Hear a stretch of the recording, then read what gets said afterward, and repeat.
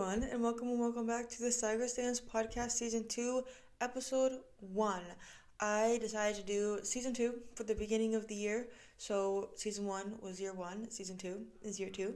Just wanted to spice it up a little bit, feel a little cool about my project because it is a year-long project and I hope to continue it for who knows how long. I took a break from making podcast episodes. I did post a few bonus episodes. I'm trying to post more on my YouTube channel. I have a personal YouTube channel where I talk about just everything, like whatever I want, like vlogs, all that stuff. There were some sit-down videos that I wanted to make and I made them into bonus episodes for the podcast. So you can also see them on here if you would like. They're related to conscious consumerism, so if that's something that floats your boat, go check them out. But yeah, I did take a little break and enjoyed it thoroughly. Whenever I take a break from filming podcast episodes, I do feel a little bit out of practice the first time back. So if you hear me stuttering, if you hear me saying weird stuff, then ignore it because it's my first time back. It's my first episode back, so maybe a little rusty. We also have a new cover image for the podcast and I am so happy. The other one was getting a little bit old and that photo was around a year and a half old, so I think it was time to change it. It was time for an upgrade and I'm very happy that I did it. Now today's episode is not paddling related, but it is something that I am pretty passionate about and I'd like to talk about and all of these things, and that is the conservation of memories and why I think it is important and how I like to conserve my memories. It is a topic that I like talking about because at the end of the day, I'm not so happy with how the world is turning out to be recently. So in the world of ever-changing things, I feel like I have to prioritize things that I personally can control. And one of those things is prioritizing how I conserve memories and how I go about creating memories and being intentional with creating memories. The word for this podcast episode is intentionality, being intentional. I have no idea how long this episode is going to be, but I don't really care. This is an important topic for me and I want to talk about it and I want to express my opinion and I want to share my thoughts and maybe I can influence you to maybe change a little bit of what you do. I'm not trying to influence you to do anything. I'll just make that clear right now. My intention is to not make you change the way that you conserve memories. It's simply to get a different idea and maybe add a way to do it and to understand why I do it, right? So let's start off with the why. Why is it that I care about so much about intentionally creating memories and intentionally conserving them? And why is it that I feel the need to talk about it? Why is it that I feel the need to be intentional about it to begin with? And a big contributor to it, and one of the contributors, is just the state of the world currently. I feel like with the approaching of AI and all these things, it has become so hard to find the difference between reality and artificial intelligence. And me as a creative, the thought of AI makes me sick to my stomach. And because I am on social media, because I do work, it's no way for me to avoid using it. So I'm not sitting here saying that if you use AI, it's horrible, you know? I'm not saying that because through things that I have to do, I have to use AI. I feel like at this point, there's nothing that you can do that doesn't involve AI. Well, majority of the things. We'll get to this real quick. But everything is turning out to be so fake. I'll tell you guys a story. I went to go get my bangs cut. If you can see them right now, they're not the best. They did cut them a little too long and not the style that I wanted. But anyways, I was going through Pinterest to look up like inspiration photos for my bangs, and I had heard that Pinterest was starting to get full of artificial intelligence, like AI images, and I didn't really believe it until I actually looked up inspiration, and every other photo was AI. And you wouldn't really notice it real quick. It would look like, oh, this is a really pretty girl. Like, she has beautiful skin, she has super smooth skin, she has great hair, but the more you look at it, oh, her jewelry doesn't make sense. Oh, her eyelashes are like stuck together. Oh, this or that. Oh, the bangs don't even make sense. Like, they look like a 2-year-old cut them. And what's so sad is that there's people out there who think that that's real, and it also creates a very unrealistic expectation for people. It's just a huge expectation to reach of like beauty standards and everything, and no one knows that it's fake. Not no one, all right, but a lot of people don't know that it's fake and will take it and be like, oh, I wish I was that pretty. Oh, I wish I looked like that. When that is a generated image, you're never going to look like that because that is fake. All right, sorry, I just went on to a little tangent. Another thing is that when it comes to creating memories, obviously, you want to make them to last. You want to curate them, or you want to conserve them so that they last forever. And I feel like that is so important in a world where when everything that is made, that is sold to you, is made to only last a tiny amount of time, just so you need to buy more. We live in a consumerist society, and so many companies, organizations make their products easy to break. They make their products to not last long. They diminish the quality because they know that certain items you're going to have to constantly need, like you're going to be constantly using them. So you're going to need to constantly replace these things. So the lesser quality that they make it, the more money that you're going to have to be giving them for this item. And so us being surrounded by things that are only made to last a few months, few weeks, like a year, 2 years maybe, that is why I feel it is so important to, the way that I want to do it, to conserve memories so that they last a lifetime. That is just another one of those things that I can control. Another why is that so many things are changing, and I mentioned this before with the state of the world and everything, but we are living in such a fast-paced society. Everything is changing. The way that we work and how we function and how we go about our lives is changing so quickly, especially in my generation. And when I talk about this, I talk about in general, obviously, but also specifically towards posting your memories on social media. It's almost like if you didn't post it on Instagram, it didn't happen. Or I did all of this stuff, but I'm only going to post the prettiest. And I'm not going to sit here and say that I don't do that. I definitely do. I love creating an aesthetic for my Instagram, but I also understand the difference between curating a life that is unrealistic, but to convince people that it is, like your life. I understand the difference between that and just posting pretty photos with a nice filter. I never try to express the fact that I live a lifestyle that I don't actually live. I always try to make it original and curated to who I am as a person and how I like to express myself creatively. But yeah, a lot of people in our generation curate their lives so much online, and then it goes back to unrealistic standards. And I feel like a lot of influencers have been called out for this insane curation, and a lot of people are becoming more aware of the falsities of influencer culture and all those things. People are starting to wake up, and I'm really happy about that. But that also doesn't stop the fact that people create the look of their lives however they want it, and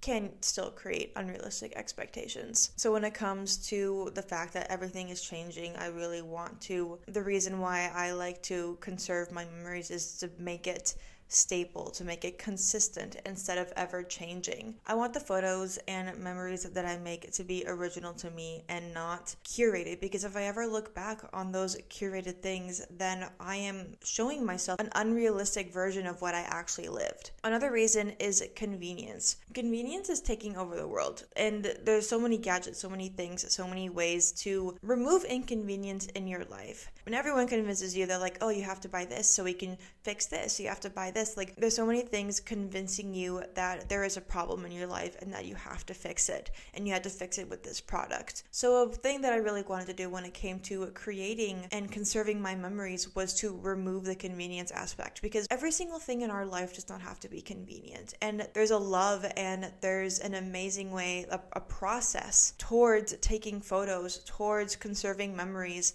that doesn't necessarily require convenience, doesn't need convenience, and you can find this in so many other aspects of your life. We are removing the process of doing things for convenience, when a lot of things, you don't need to remove the process. The process is what makes it important, which is also when I talk about like AI and everything, the process is what matters. That's what matters when it comes to being creative. That's what it matters when it comes to creating art. Why would you use AI to generate a piece of art? You didn't do anything, right? You just found a more convenient way to make something instead of going through the process and learning and all these things. So another reason why I like to conserve and maintain the memories that I make is because I am becoming more intentional with removing unnecessary convenience. And my last why is because I want to be more intentional with the things that I make, with the things that I do. I want to be intentional with the way that I consume media, with the way I consume content,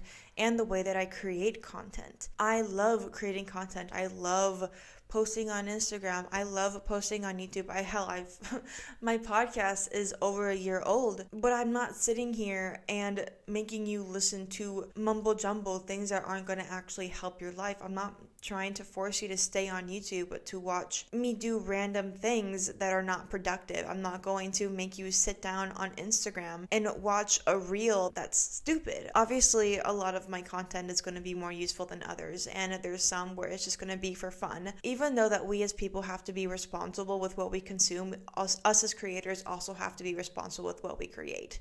Because at the end of the day, there's people that are choosing to use their time to watch your content, and you have to value that, and you have to understand that they are taking time out of their day to watch what you are creating. Why would you create something stupid and mindless? Make something productive, make something resourceful. All right, so that was my last why. Now I want to get into how I do these things, how I conserve memories, how I create them. Everything that I do, like I said before, comes with intention. And some of these things relate to creating the memories themselves, and other relate to conserving the memories and keeping them. So the first how I want to talk about is when it comes to photography, actually capturing the memories. So whenever I take photos on my phone or videos, it is very common that at the end of the month, I will put them onto an external hard drive. Like currently on my phone, I only have 350 items, and at the beginning of the year, I had around 60. I don't keep things on my phone, and that's not necessarily like a safety thing. It's not necessarily a security thing or anything. I mean, the cloud's great. I like the cloud. But for a while, I had images going back all the way to 2019, 2020, 2021, just all around that area. I also had so many photos of my trips, like when I went to Europe, of competitions, of all these things, of special memories with family and friends. And I understand the joys and just how amazing it is, the fact that you can keep those things so easily accessible on your phone and you can look back at them, and it's so amazing. But for me, what I started realizing is that the more that I would go back through my camera roll, if I had to find a photo or something or a screenshot or just something like that, I started becoming desensitized to the experiences that I had. All of these amazing photos, all these once-in-a-lifetime opportunities became a daily experience because I would constantly see them every single time I went on my camera roll. I became desensitized to my trip. All of a sudden, every single photo just became, it didn't become like, oh my god, I remember this. It became, oh yeah, I did that. I started to memorize the photos, and I realized that the joy that I had, the joy of seeing those photos disappeared completely, and they just became photos. So what I did was that I put them onto an external hard drive so that I didn't see them. Because imagine back in the day, you'd take a photo, print it out, and put it in a photo album or a photo book, and not look at that until you intentionally went into your photo album to look at them, to look at that specific experience. I removed that convenience for myself to easily having photos of when I was like 14, 15, all the way through when I'm 19, because I was growing desensitized to the joy and the fulfillment that the memories of those photos captured. So now when I look back, I try to do this every month. I try to just put photos onto the hard drive. Even last year, I was doing that every month. And now when I look back on those photos, because sometimes I forget what photos, because I just put them onto my external hard drive so quickly that I didn't necessarily remember that I took that photo. So now going onto my hard drive, it's just so much more amazing to see these photos and videos that I forgot that I took. And every single experience is so much more memorable for me. This is something that's completely personal to me, and I fully understand how people may not like this and may be like, you know what, I like having my memories right there with me.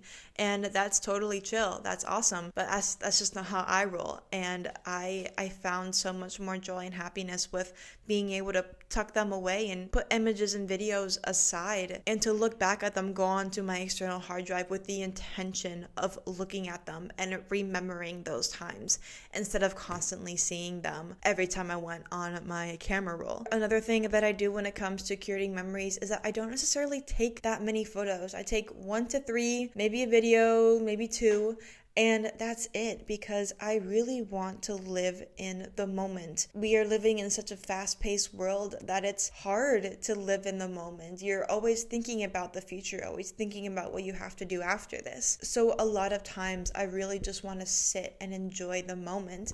This became very clear to me in 2019 when I was like 13, all right?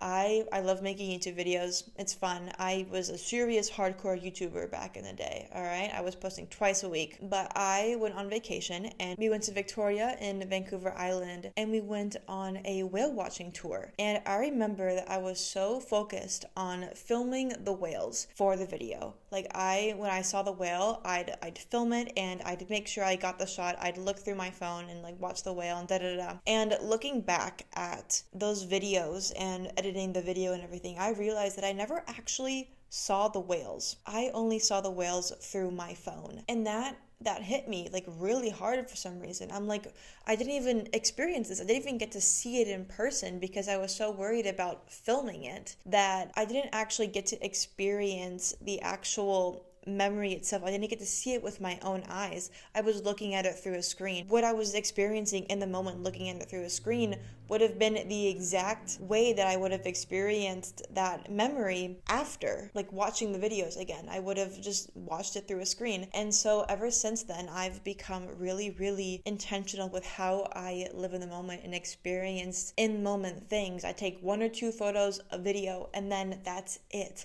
I enjoy the moment, I live through the moment, and I see everything with my own eyes. The next one, and I keep on talking about this, is that I remove the convenience. Now, I removed the convenience with the external hard drive, but when it comes to actually taking photos, I have started to walk around with a digital camera. Now, I got a digital camera. It's a 2007 like Sony camera. It's really cute, really nice, and the photos are actually amazing. They're awesome, and the flash is great, and just everything. Video is fun too, though I definitely prefer to use my phone over the digital camera. But what makes it remove convenience and what makes it more intentional is it's an old camera, so you can't take photos so quickly. You have to sit there, and it takes like 5 to 10 seconds to actually take a photo. So I am so much more intentional with what I want to capture because I don't have so many opportunities to take a 10-second photo, right? Because with your phone, you can maybe take 20 in the span of me taking one with my digital camera. So I understand that there's a time constraint through this. So I'm just so much more intentional with the images that I take with that camera. Also, that means is that if you're not exactly posing, like you wouldn't necessarily pose that much for the camera, because when it comes to like taking photos, you're like constantly switching poses so that you can get so many different angles, so many different things. But with this camera, because you can only take a photo every like 5-10 seconds, there's so much more movement happening like in between that you're not capturing everything. So everything that you are capturing is very much in the moment. You're not creating a curated image. You're not taking 100 photos and then figuring out which one looks best. No, you're taking like maybe 5 to 15 photos, and that's what you get. That's what you get, and you find which ones you like more. Or if you just want to take a photo real quick, you'll maybe snap 1 or 2 photos and then pick the one that's less blurry. It's just so much more intentional and in the moment. And in a world where everything is curated, I do find love and joy in just creating in the moment memories. Candids as well are super fun. But people are starting to curate candids. I don't understand. Okay, so I talked about everything that I do when it comes to creating memories. I talked a little bit about conserving memories with the external hard drive. Now I want to talk about another way that I conserve memories, and that is through journaling. Now, creating this list, I do go a little bit crazy when it comes to journaling. I have 3 different types of journals. I have an everyday journal where I just talk about either specific topics that I want to rant about or day-to-day things that I did. I try to journal once or twice a day in here, and I'm pretty particular with it. I have to fill up the entire page, so it forces me to ramble and talk about things that I otherwise wouldn't have if I just wanted to write 1 or 2 sentences. So yeah, this is my day-to-day one. If you're not watching the visual version, I am showing it on screen. Here is another journal. It is a day-to-day journal, but this is more of a commonplace journal / bullet journal / catch-all journal right here. Basically, I use it to brainstorm. I use it to write my to-do list. I use it to write down quotes that I hear if I want to use them in a future podcast episode or just want to have just in case. So this is my catch-all journal, and I take it with me everywhere. I have it everywhere with me. If I need to write something down, it is there to write down. And obviously when I don't have this, I do use my phone. I use a notes app so I can write stuff down. But I've recently started to rediscover my joy of just writing things down and putting pen to paper instead of typing something out on your phone. I feel like it's just so much more intentional to write things down because this will be here forever on paper and you can look back. I'm going to save this after. I'm going to save my commonplace notebook. It's just to see what it was like and what I was experiencing and what I was doing in a specific point of time. All right, my last journal is a travel journal. Every time I travel, I bring this journal with me and I just write down everything that I did. And I also like to collect little postcards. I'm not a really big fan of like actual physical souvenirs because there's like types of souvenirs that you can literally buy anywhere. You can buy on Amazon, but I do enjoy buying postcards and I do enjoy collecting tickets. And these are just things that I put in my journal. And I have a little mini digital printer that prints miniatures, like mini photos. So I add those to that too. And I think it's just so fun. And I find stickers and I put them on the front of my journal so that I know everywhere that I went in just a quick glance. And this journal and all of my journals are expressing things that photos and videos will never express. I can take a few photos, I can take a few videos, I can live in the moment, but nothing will cement the memory. Nothing will explain the memory more than writing it down on a piece of paper in the future when I look back on these, because I'm going to save them. I'm going to save them. I will be reminded of all of the tiny details, things that I forgot, things that I did, maybe something that I was annoyed with during that time. All of these things, it'll be written down. It'll be cemented in this journal. Okay, that is all for this podcast episode. I do really think that it is so important to conserve memories. I am young and I have so many more memories to create, and so I am so excited to continue to create them, to continue to conserve them, and to be able to learn new things and write them down, and then years later see what I learned when I learned it, all these things. I'm a pretty sentimental person, not when it comes to physical items. I feel like I'm very detached to physical sentimental items, but when it comes to written down, when it comes to little collectibles, that's where I get sentimental, and that's where I love to direct my energy to conserving. All right, I feel like I ranted a lot throughout this episode, but it is something that I'm passionate about. Thank you so much for listening. If you have any comments about what I talked about, let me know. You can comment down below. You can message me. You can comment down below if you are on the YouTube side, or you can send me a direct message if you are watching this, or if you're listening to this on an audio version, you can message me directly on Instagram. It is linked below. Thank you so much for listening. Make sure to review the podcast. This is the first episode. We're here and we're here to stay, and I don't know how consistent I'll be, but I will try my best. All right, I am going to go to the gym now. Bye-bye.